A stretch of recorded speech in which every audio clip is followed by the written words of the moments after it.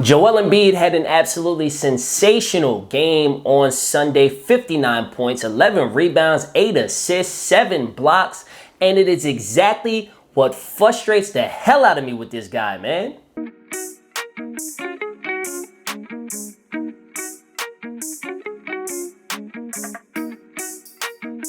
Philly faithful, what's up? Welcome back to the Sixers Break Room. If you're not already subscribed to the channel, then subscribe to the channel. Do it right now. Don't forget to like this video. And of course, follow me on Twitter and Instagram. Both are at Sixers Break Room. This game from Joel Embiid was absolutely sensational. It was historic. I think I saw a tweet that it was a unique stat line in NBA history, meaning no one's ever had 59, 11, and 8 with 7 blocks.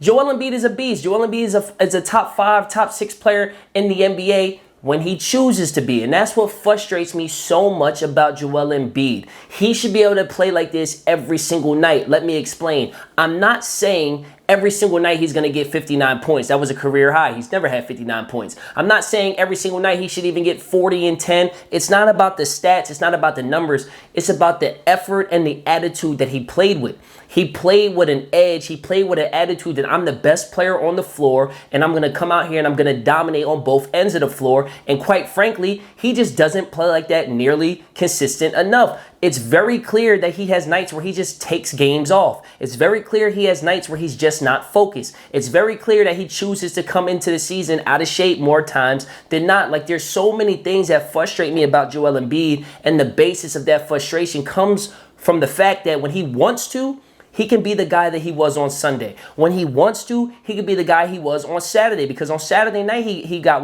42 and 14? That's who he can be whenever he wants to be. Now, it's asking the guy a lot to go out there and get 40 and 10 or 40 and 15. But again, I'm not saying that. It's the energy, it's the focus, it's the attitude. Getting 7 blocks on the defensive end because he's actually playing defense, right? Going out and getting 10, 11 rebounds, 14 rebounds because he's actually playing defense and he's boxing out.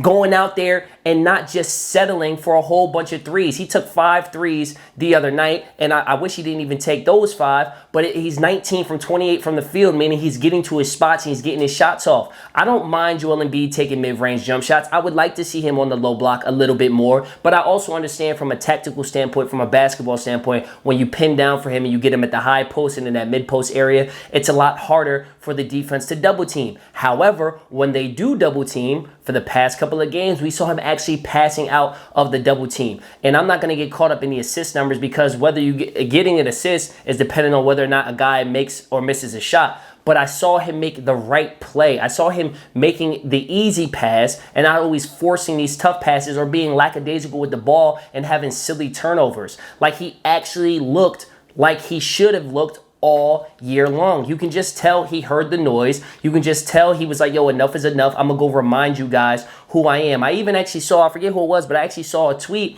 that said every now and then Joel Embiid goes out and has a game where he reminds everybody who Joel Embiid is. My problem is you shouldn't have to remind people. You're one of the 5 or 6 best players in the NBA. You're in the prime of your career. You're a back-to-back runner-up MVP. You're a guy who came into this season saying, I don't even care about the MVP award. It's championship or bust. And yet you're out of shape. You're unfocused. You're saying things in post-game press conferences that seem like you just have no sense of urgency. Like, all of that stuff is super alarming and super frustrating, and it's all because when you want to be, you can be that guy. When you want to be, you can go and get 50 any night you want because you're 7'2" with a handle and can't nobody guard you, because you get to the free throw line at will and you make your free throws. You are one of the most unstoppable players in the NBA, Joel Embiid, so go be that guy. Stop choosing to take 3 or 4 nights off at a time and then having to remind us who you are. Just be him. Be him. That's all I'm asking. But hey, that's just how I feel about Joel Embiid and how I feel about his performance on Sunday. Absolutely legendary. Absolutely epic. I'm glad that I watched it live. It was insane, man. It was insane. But I want to hear from you guys. So sound off in the comment section below. Are you guys frustrated with the ups and downs of Joel Embiid like I am? Or are you kind of cool with it and you'll live with it? Because you know every now and then he's going to remind you how good he is. Let me know in the comment section. If you like the video, don't forget to like the video. Subscribe to the channel. Follow me on Twitter and Instagram at Sixers Break Room. And I'm going to see you guys on the next one. Peace.